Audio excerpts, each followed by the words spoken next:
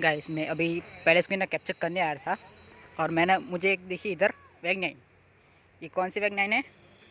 वैग 9 HK number है 333492। वैग 9 खड़ी हुई है, अभी रुकी है उधर मालगाड़ी के साथ, बंद है अभी। ये देखो वैग 9,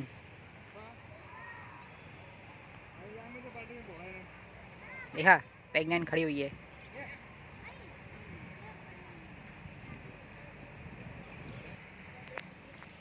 देखो वैग 9 एकदम नई नई, एकदम चमचमाटी, बंद पड़ी अभी। ये देखो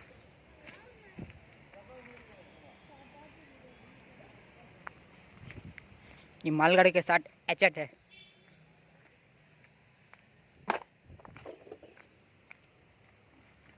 ये देखो ये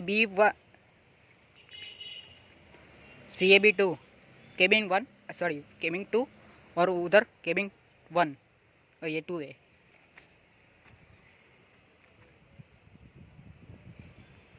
अटैच है वैग 9 मतलब मालगाड़ी के साथ अभी खड़ी है उधर ये, ठीक है।